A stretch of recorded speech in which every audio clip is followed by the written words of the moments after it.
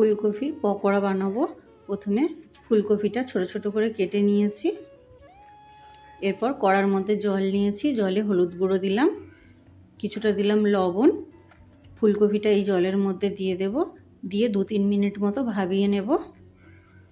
এরপরে একটা বাটিতে নিয়েছি বেসন, বেসনের মধ্যে দিলাম লবণ, হলুদ গুঁড়ো, লঙ্কার গুঁড়ো আর কিছুটা দিলাম কালো জিরে। প্রথমে এই শুকনো উপকরণগুলো ভালোভাবে মিশিয়ে নিচ্ছি।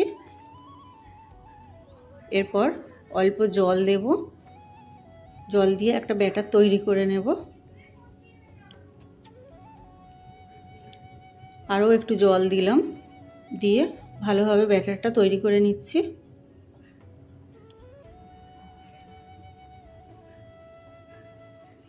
ব্যাটারটা তৈরি হয়ে গেছে, এর মধ্যে ফুলকপিগুলো দিয়ে দিলাম। ফুলকপিটা ব্যাটারের সঙ্গে ভালোভাবে মিশিয়ে গরম তেলের মধ্যে দিয়ে দিচ্ছি।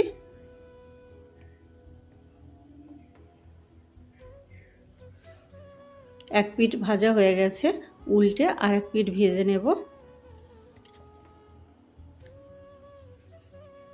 হয়ে গেছে পকোড়াগুলো, তুলে নিচ্ছি।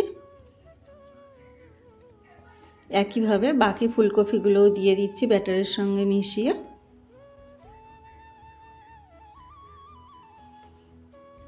এটাতেও এক পিঠ ভাজা হয়ে গেছে, অপর পিঠটা উল্টে দিলাম, দিয়ে ভালোভাবে ভেজে তুলে নিচ্ছি।